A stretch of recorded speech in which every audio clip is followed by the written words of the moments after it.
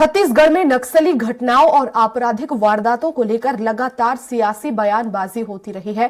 कांग्रेस की सरकार के समय नक्सली घटनाओं को लेकर बीजेपी टारगेट किलिंग का आरोप लगाती रही और अब प्रदेश में बीजेपी की सरकार इसके बावजूद नक्सली घटनाओं और आपराधिक वारदातें कम होने की बजाय और बढ़ गई है, जिसे लेकर कांग्रेस अब बीजेपी सरकार पर निशाना साध रही है। देखिए खास रिपोर्ट। कांकेर जिले के पखानजूर में बीजेपी नेता असीम राय की हत्या के बाद सियासत में फिर टारगेट किलिंग का शोर सुनाई देने लगा है, जिसे लेकर फिर से राजनीतिक गलियारों में बयानबाजी का दौर शुरू हो चुका है। इसके अलावा राजधानी रायपुर में चाकूबाजी की घटनाओं पर लगाम नहीं लग रही है। राजधानी रायपुर में 1 दिसंबर 2023 से लेकर नए साल के 8 जनवरी के बीच 27 चाकूबाजी की घटना को अंजाम दे चुके हैं। इन चाकूबाजी की घटना में गोबरा, नवापारा और डीडी नगर थाना क्षेत्र में 2 युवकों की मौत हो चुकी है।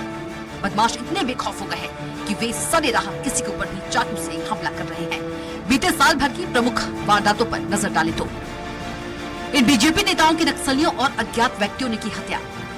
5 फरवरी 2023 बीजापुर जिले के नीलकंठ ककेम की नक्सलियों ने हत्या कर दी।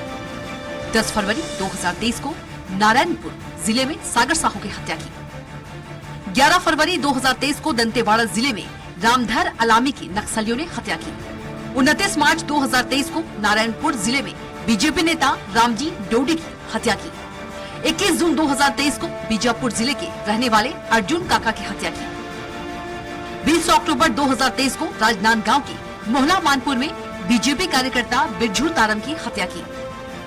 9 दिसंबर को नारायणपुर जिले के छोटे डोंगर में बीजेपी कार्यकर्ता कोमल माझी की नक्सलियों ने हत्या की। वही ताजा मामला 7 जनवरी 2024 पखानजूर का है, जहां भाजपा नेता असीम राय की अज्ञात व्यक्ति ने गोली मारकर हत्या कर दी।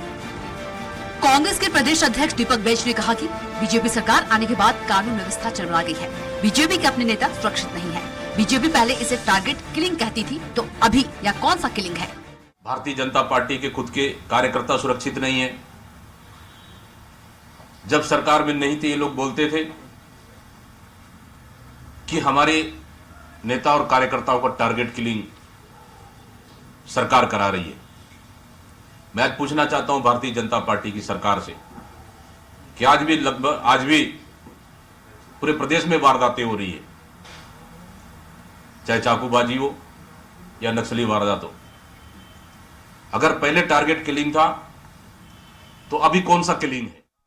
वहीं प्रदेश के उप मुख्यमंत्री विजय शर्मा ने कहा कि पूरी शंका इस बात की है कि हत्या है, तार कहां तक जुड़ते हैं और क्या होता है, पुलिस जांच कर रही है। आरोपी जल्द सामने आएगा। स्पष्ट निर्देश है कि कानून के आधार पर पूरी कार्रवाई होनी चाहिए। पुलिस सख्ती के साथ अपराधियों पर कार्रवाई कर रही है। कि उस समय मौत हुई और एक्सरे हुआ है, उसमें फॉरेंसिक एक्सपर्ट भी वहां साथ थे। उन्होंने ये बताया है कि उनके सिर में पीछे की तरफ से ब्लडिंग हो रही थी और एक्सरे करने पर यह पता चला कि कोई फॉरेन बॉडी ऑब्जेक्ट उसमें है। तो पूरी शंका इस बात की है कि ये हत्या है। तार कहाँ तक जुड़ते हैं, क्या होता है, इसकी जांच पुलिस कर रही है और शीघ्रता ही होगी कि आपको इसका असली गुनहगार कौन है वो सामने आएगा।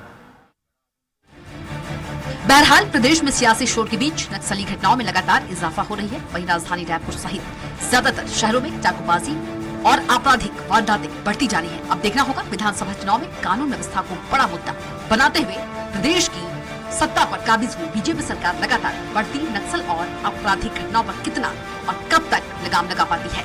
स्वराज एक्सप्रेस के लिए रायपुर से दिलीप साहू की रिपोर्ट।